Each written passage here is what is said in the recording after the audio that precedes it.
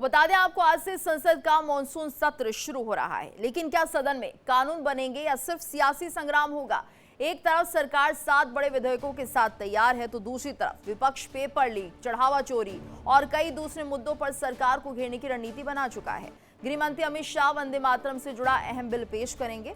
सत्ता पक्ष इसे ऐतिहासिक एजेंडा बता रहा है, जबकि विपक्ष सरकार को जवाबदेह बनाने की बात कर रहा है। ऐसे में बड़ा सवाल यही है, क्या संसद बहस का मंच बनेगा या हंगामे का अखाड़ा? क्या मानसून सत्र चलेगा या टकराव में डूब जाएगा? क्या जनता के मुद्दों पर होगी चर्चा या राजनीति ही छाई रहेगी? क्या 7 विधेयक पास होंगे या विपक्ष की रणनीति सरकार पर भारी पड़ेगी? तो आज से मानसून सत्र की शुरुआत होने जा रही है और इस बीच आपको बड़ी खबर बता दें कि आज से शुरू होगा संसद का मानसून सत्र। पेपर लीक, चढ़ावा चोरी पर हंगामे के आसार। सरकार मानसून सत्र में 7 विधेयक पेश करेगी। अमित शाह वंदे मातरम से जुड़ा बिल पेश करेंगे। स्पीकर ने सदन को अच्छे से चलाने की अपील की है। तो बड़ी खबर, सरकार मानसून सत्र में 7 विधेयक पेश करेगी। आज से शुरू होगा संसद का मानसून सत्र। पेपर लीक, चढ़ावा चोरी पर हंगामे के आसार। सरकार मानसून सत्र में 7 विधेयक पेश करेगी। अमित शाह वंदे मातरम से जुड़ा बिल पेश करेंगे, तो स्पीकर ने सदन को अच्छे से चलाने की अपील की है। ये बड़ी खबर इस वक्त सामने आ रही है। संसद का मानसून सत्र आज से शुरू होने जा रहा है। पेपर लीक, चढ़ावा चोरी पर हंगामे के आसार बने हुए हैं। सरकार मानसून सत्र में 7 विधेयक पेश करेगी। अमित शाह वंदे मातरम से जुड़ा बिल पेश करेंगे। स्पीकर ने सदन को अच्छे से चलाने की अपील की है। तो आज से संसद का मानसून सत्र और विपक्ष का हंगामा भी देखने को मिल सकता है। कई मुद्दों को लेकर सरकार को विपक्ष घेरता हुआ नजर आएगा। तो मानसून सत्र में 8 बिल पेश किए जाएंगे। संसद के मानसून सत्र की आज से शुरुआत होने जा रही है। तो ऐसे में संसद में पेपर लीक, चढ़ावा चोरी पर चर्चा की मांग भी की जाएगी। तो ये बड़ी खबर आपको बता दें, संसद के मानसून सत्र की शुरुआत। और वहीं संसद में पेपर लीक, चढ़ावा चोरी पर चर्चा की मांग की जा रही है। कांग्रेस सांसदों ने सदन में काम रोको प्रस्ताव दिया है। तो रणदीप सुरजेवाला ने चढ़ावा चोरी पर चर्चा की मांग की है। मणिकम टैगोर ने पेपर लीक पर चर्चा की मांग की। मनीष तिवारी की दल बदल विरोधी कानून पर चर्चा की मांग की जाएगी। तो दल बदल विरोधी कानून की चर्चा की मांग की जाएगी। रणदीप सुरजेवाला ने चर्चा की मांग की है। और ऐसे में आज का ये सत्र जिस तरह से शुरुआत हो रही है मानसून सत्र की, काफी हंगामेदार रह सकता है। संसद में पेपर लीक, चढ़ावा चोरी पर चर्चा की मांग। संसद में जिस तरह से आज हंगामा होने के आसार भी दिख रहे हैं और ऐसे में कहा जा रहा है कि ये संसद का मानसून सत्र सुचारू रूप से चले, इसके लिए पहले एक सर्वदलीय बैठक भी ली गई। लेकिन किस तरह से ये सत्र चलेगा, क्योंकि सरकार के पास कई मुद्दे हैं जिनको लेकर चर्चा करने की बात कही जाएगी। लेकिन क्या उन बिलों को पेश करने के बाद उन पर चर्चा हो पाएगी? विपक्ष के क्या रुख रहेगा, ये सब देखना होगा।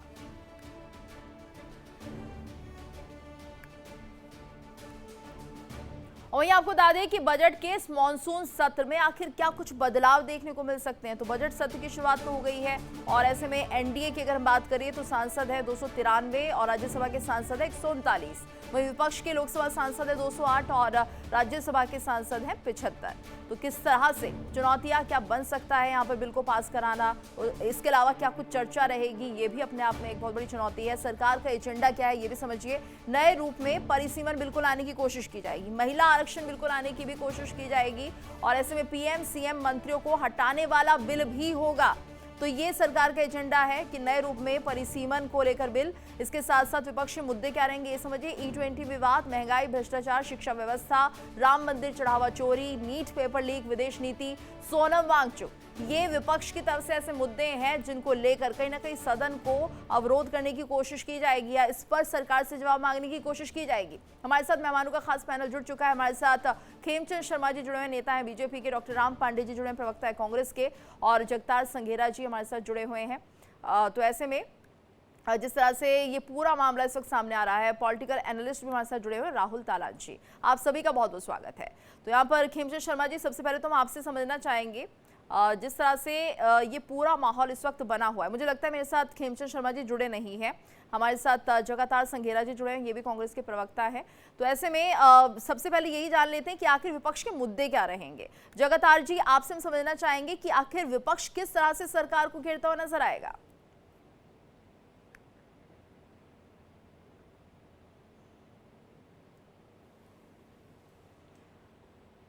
जगतार जी, आपको मेरी आवाज पहुंच रही है?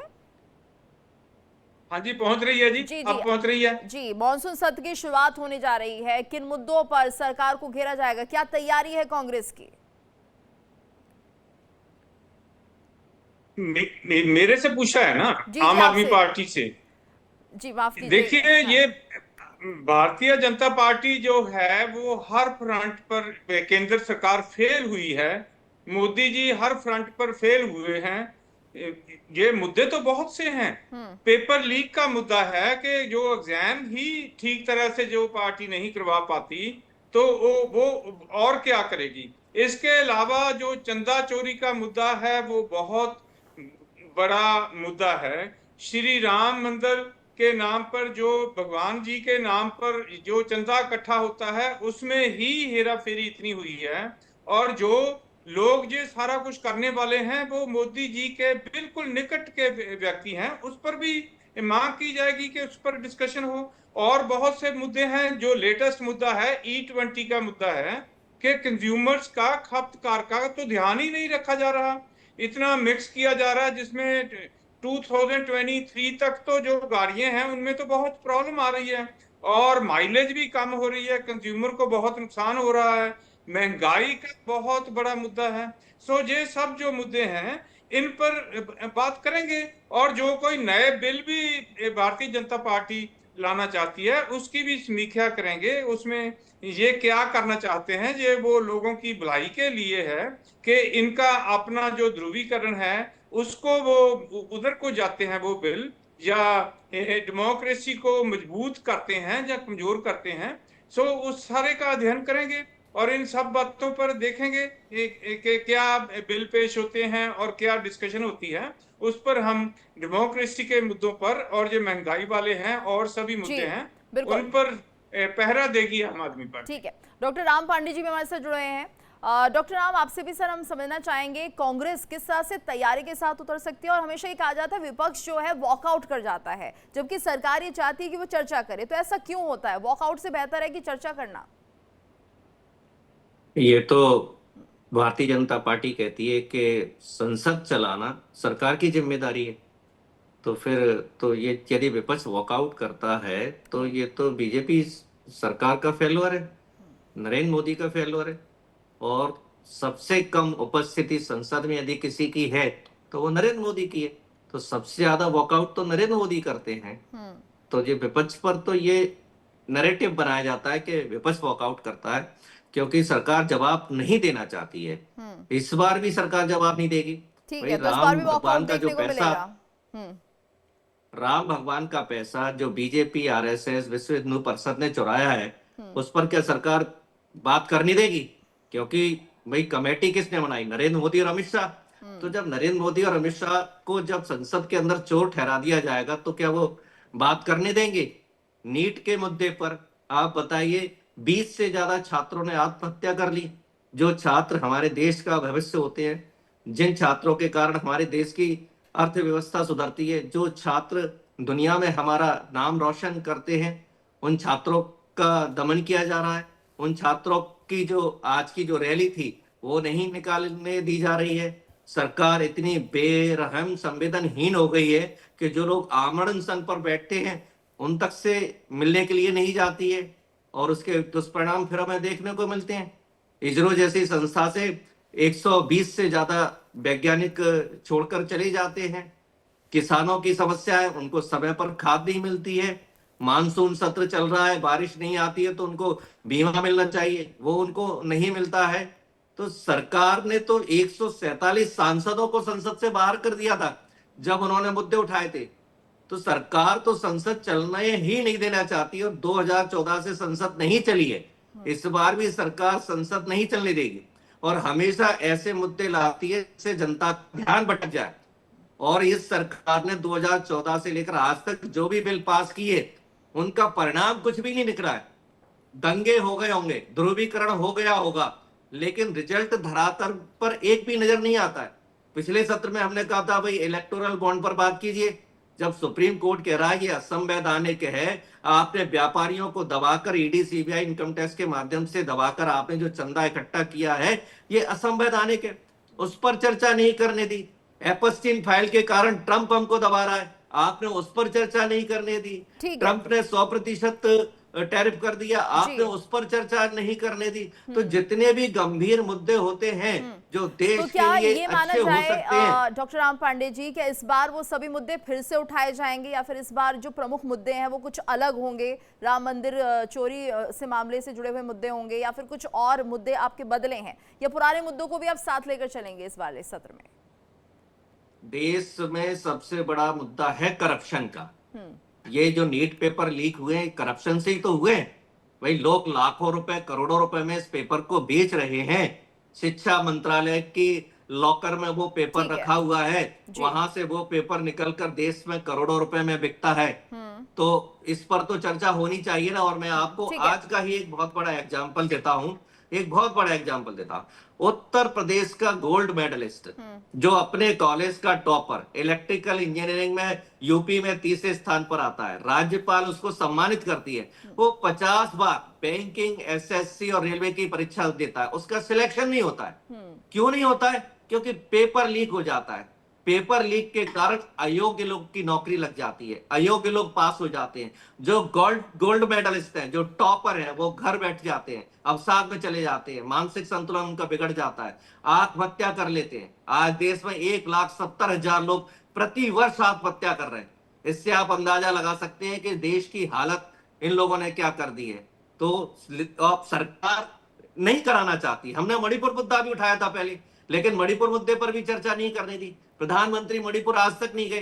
तो जो भी गंभीर मुद्दे हैं उस पर ये चर्चा नहीं करने देते। और मुझे पूरा इनकी षड्यंत्र पर विश्वास है कि ये सदन से भाग जाएंगे बीजेपी वाले, चर्चा नहीं करने देंगे, एडजॉर्नमेंट आएगा। 2014 से अब तक कोई भी सत्र पूरा नहीं चला है, विपक्ष को अपनी बात बोलने नहीं दी है, फालतू की बातें इधर उधर की लेकर आ जाएंगे, हमारे साथ जिससे देश खेमचंद के शर्मा जी विकास भी का जुड़ कोई गए लेना देना हैं। नहीं है। सर, आपको बहुत समय मिल गया है। खेमचंद शर्मा जी जुड़ गए हैं हमारे साथ, नेता है बीजेपी के। खेमचंद जी, आपका स्वागत है। जिस तरह से आज से मानसून सत्र की शुरुआत हो रही है, और ऐसे में समझना ये होगा, क्योंकि अक्सर आरोप लगते रहे हैं सरकार की तरफ से कि विपक्ष चर्चा नहीं करता है, जबकि यहाँ पर विपक्ष का कहना है कि सरकार उन मुद्दों से भागने की कोशिश करती है, इसलिए वो वॉकआउट करते हैं। तो आज क्या लग रहा है आपको, जब शुरू होगी चर्चा, तो किन मुद्दों को लेकर चर्चा हो सकती है, कौन से बिल पेश होंगे, और ऐसे में विपक्ष अगर सवाल उठाता है तो उनके जवाब कैसे दे जाएंगे? नमस्कार, जय हिंद, जय श्री राम। देखिए, मैं अभी कांग्रेस के अपने बड़े भाई को सुन रहा था, जिस तरीके से वो आदरणीय प्राइम मिनिस्टर मोदी जी को संबोधित कर रहे थे, जो सबसे ज्यादा लंबे समय तक देश के प्रधानमंत्री रहे हैं, और उन्होंने वो काम किए हैं जो 65-70 साल में एक बड़ी पार्टी नहीं कर पाई। आज जिस एरोगेंसी में कांग्रेस बातें कर रही है, जिस तरीके से नकारात्मक तरीके से, वो कहते हैं कि विपक्ष तो सुनते नहीं है। अरे, ऑल पार्टी मीटिंग में क्या किया गया? ऑल पार्टी मीटिंग में आपको सुनने के लिए बुलाया गया, आप वहां पे अपनी बात रखने की बजाय बॉयकॉट करते हो। आप अपनी मुद्दों को वहां पे डिस्कस करने की बजाय आप सिर्फ और सिर्फ अपनी ईगो सेटिस्फाई करने के लिए और मीडिया अटेंशन पाने के लिए आप उस तरीके के थिएटरिंग इवेंट करते हो। तो फिर ये आपकी प्रॉब्लम है या आदरणीय प्राइम मिनिस्टर मोदी जी की, भारतीय जनता पार्टी की प्रॉब्लम है?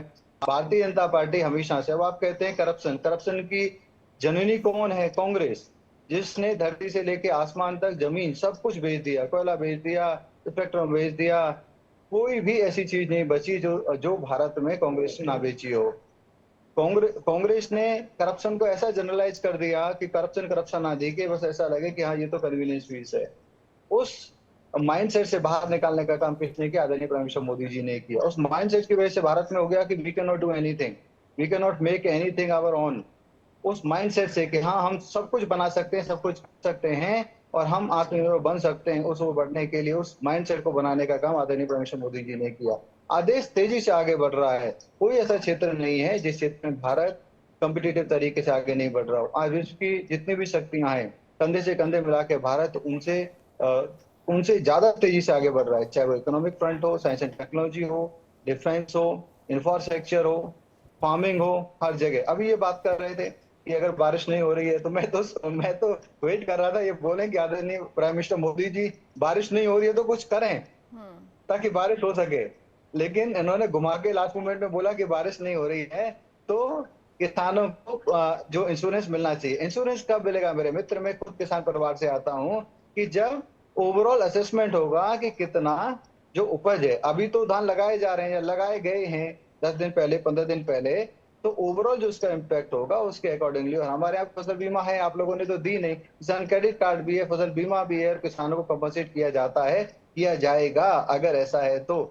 आप स्टार्टिंग में ही कह रहे हैं कि कंपनसेशन, मतलब स्टार्टिंग में जहाँ इम्पैक्ट ही एनालाइजिंग नहीं हो सकता, अभी सिर्फ क्रॉप लगाने का काम हुआ है, तभी आप कंपनसेशन दे दो। ये आपकी height of arrogancy, height of ignorance को दिखाता है। मुद्दाविहीन विपक्ष के ये जिस तरीके से प्रवक्ता बात यानी कर रहे खेमचंद हैं, जी आप कह प्रवक्ता रहे अपने हैं कि आप से विपक्ष बात के नहीं पास मुद्दा नहीं है, या फिर मुद्दे हैं तो बिखरे हुए हैं, एक तरह से उन्हें ये नहीं पता कि किस तरह से अपने मुद्दे को फोकस करके चलना है, ऐसा आप कह रहे हैं। इस पर जवाब लेंगे कांग्रेस प्रवक्ता का। हमारे साथ राहुल तालान जी भी जुड़े हुए हैं, काफी समय से वो वेट भी कर रहे हैं। और राहुल जी, आपसे भी हम समझना चाहेंगे, जो मानसून सत्र की शुरुआत हो रही है, कहा यह जा रहा है कि इस बार थोड़े से हालात बदले हुए नजर आएंगे, क्योंकि देखिए टीएमसी के जो सांसद थे वो भी अब इस तरफ आ गए हैं। तो ऐसे में क्या लग रहा है, जो बिल पेश किए जाएंगे इन पर सार्थक चर्चा हो पाएगी, इन्हें पास कराना आसान हो पाएगा, कितना कुछ बदलाव आप देख रहे हैं?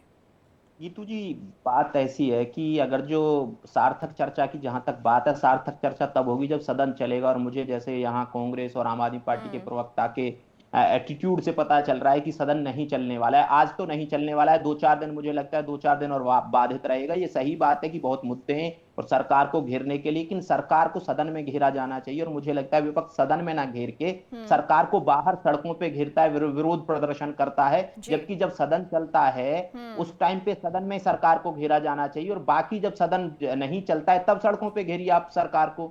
लेकिन होता इसका उल्टा है, जब सदन नहीं चल रहा होता है तो विपक्ष के सांसद और बाकी नेता मैक्सिमम टाइम चुपचाप बैठे रहते हैं, और जैसे ही सदन चलता है तो वो एक तरीके से ऐसा विरोध प्रदर्शन करते राहुल जी, हैं आपको लग रहा है विपक्षी रणनीति कमजोर है, या फिर रणनीति सही से बन नहीं पा रही है, बन रही है तो फोकस नहीं है? देखिए, विपक्ष में इस वक्त जैसी पहली जो इंटैक्ट था विपक्ष, अब वैसा है नहीं। देखिए, टीएमसी ऑलरेडी बहुत कमजोर हो चुकी है। अब जो शरद पवार जी की पार्टी हो सकता है वो भी ये एनडीए ज्वाइन कर ले, और उसके अलावा इनसे डीएमके अलग हो गया है, डीएमके अलग बैठेगा, और डीएमके कब सरकार को समर्थन कर दे कहा नहीं जा सकता है। तो कांग्रेस ने अपने छोटे छोटे लाभ के लिए विपक्ष को थोड़ा बांट दिया है। जैसे वहां ये टीवीके के साथ चले गए तमिलनाडु में, और डीएमके जैसे बड़े पार्टनर को इन्होंने अलग कर दिया। केवल इनके 5 सांसद थे, लेकिन ये चाहते तो रह सकते थे डीएमके के साथ, और डीएमके इनके साथ रह सकता था, लेकिन उन्होंने डीएमके को बिल्कुल अलग कर दिया। और डीएमके, मुझे लगता है कि जिसकी आप बात कर रही थी परिसीमन बिल की, शुरुआत में आपने बात की, मुझे लगता है अगर सरकार इंट्रोड्यूस करती है तो सरकार को कुछ 4-5 सांसदों की कमी हो रही है, जहां तक मुझे नंबरों का मालूम है। डीएमके भी मुझे लग रहा है कि समर्थन कर देगा, और मुझे लग रहा है जैसे एक वाई है कि समाजवादी पार्टी भी समर्थन कर सकती है इसकी, अगर जो उनसे चर्चा करके ये तय किया जाए उनके जो कुछ मुद्दे हैं उनको सरकार एड्रेस कर दे।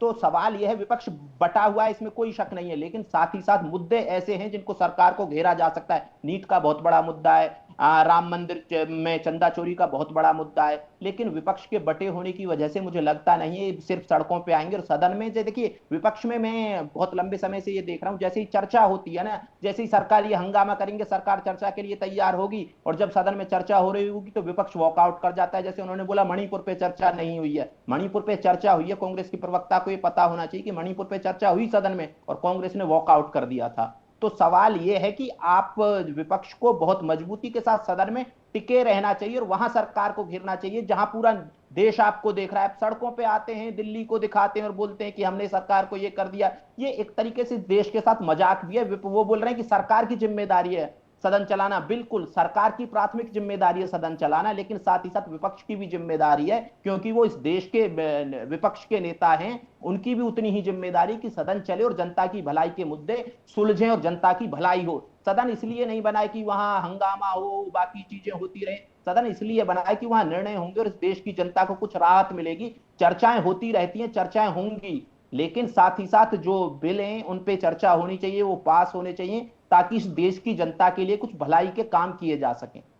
जी बिल्कुल, और ऐसे में चर्चा सार्थक होनी भी चाहिए, और इस बार थोड़ी सी रणनीति में बदलाव होना भी चाहिए। ये भी हम कहीं ना कहीं लोग ये चाहते हैं कि अगर विपक्ष मजबूती के साथ अपने मुद्दों को रखे तो हो सकता है राम पांडे जी वॉकआउट ना करना पड़े। आप ऐसे तरीके से आप सरकार को घेरे जिससे कि आपको लगे कि उन्हें जवाब देना ही पड़े। अगर आप ही खुद बाहर सदन के पहुंच जाएंगे तो फिर जवाब कौन लेगा? अब देखिए, हम जो चर्चा कर रहे हैं इसका कोई सॉल्यूशन नहीं है। संसद चलाना नहीं, तो सरकार इस बार का कुछ काम रणनीति है। में बदलाव होगा क्या पांडे जी, ये बताइए। अब क्या बदलाव होगा? अब जो राहुल तालान जी है, उनको यही नहीं पता कि नरेंद्र मोदी ने और बीजेपी ने कहा था कि 2022 तक देश की अर्थव्यवस्था $5 ट्रिलियन ठीक हो है, तो ये जाएगी। सवाल पूछेगा कौन? संसद में कौन पूछेगा ये सवाल? बाहर खड़े होके तो नहीं पूछ सकते आप, संसद के बाहर चले जाएंगे, वॉकआउट कर लेंगे, सवाल कौन पूछेगा? हम भी तो चाहते हैं सवाल पूछे जाए सदन में। अब जैसे मैडम आप मुझसे कह रही हैं कि सवाल पूछिएगा, और मैं पूछ रहा हूँ। ठीक है। अभी आप मेरा माइक बंद कर दें तो केवल मेरा मुंह चलता आएगा ना? क्या मैं सवाल पूछ पाऊंगा क्या? और जब आप मेरा माइक बंद कर देंगी तो मेरे पास तो ऑप्शन क्या हमेशा ये बचेगा माइक कि मैं बंद आपकी किया डिबेट जाता है छोड़ दूं? आपका, ठीक है, यानी कांग्रेस का माइक हमेशा बंद कर दिया मेरी जाता बात है। सुन लीजिए ना, फिर जी, आप जी। फिर आपने बस यही कारण है कि संसद से वॉकआउट करना ठीक है, पड़ता बोलिए है। बोलिए मेरी पांडे बात जी, आप बोलिए। कंप्लीट करनी चाहिए। आपका माइक बंद कर दिया जाता है, खेमचंद जी जुड़े हुए हैं, उनसे भी जवाब लेंगे इस पर, बताइए।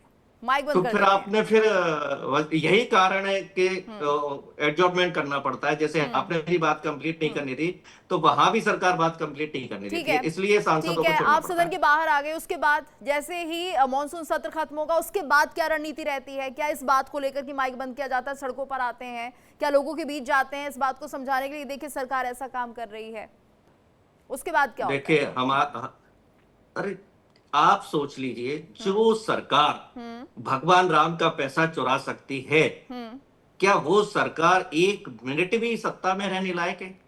जो मंदिर हटाएगा में चोरी कौन? कर सकती है।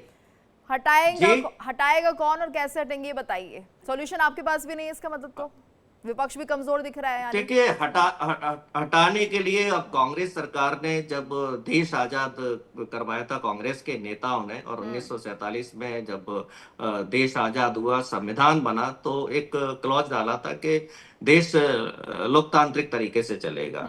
तो हम अभी भी लोकतंत्र में विश्वास कर रहे हैं कि लोकतांत्रिक तरीके से इनको हटाया जाएगा। कोई गोली थोड़ी मार दी जाती है कि सत्ता काम नहीं कर रही है तो नहीं गोली तो मार दो, सवाल बंदूक पूछिए मार ना, दो। फिर सवाल पूछते क्यों नहीं आप सदन में? रणनीति तो बनाइए। अब हर दिन अगर संसद नहीं चलेगी तो कैसे वहां पर सवाल जवाब होंगे? जबकि कल ही सरकार ने कह दिया है कि ठीक है, हम पूरी तरह से आपके साथ चलेंगे, कदम से कदम मिला के चलेंगे, चर्चा करेंगे। तो चर्चा करिए तो सही, पॉइंटर्स तो रखिए। अब क्लास में, जैसे क्लास में टीचर है, करेंगे जी जी क्लास में टीचर है, टीचर स्टूडेंट से कह रहा है सवाल पूछिए और बोलने नहीं दे रहा है, तो वहां ठीक है। टीचर कौन है? ओम खेमचंद बिरला। शर्मा जी से जवाब लेते तो जब वो पूछने ही नहीं देंगे, माइक बंद कर देंगे, तो सवाल कैसे खेमचंद पूछा शर्मा जाएगा? जी, सरकार पर आरोप है, बीजेपी पर आरोप है कि माइक बंद कर दिया जाता है। क्या हर बार ऐसी होता है, जो विपक्ष सवाल पूछता है तो माइक बंद हो जाते हैं?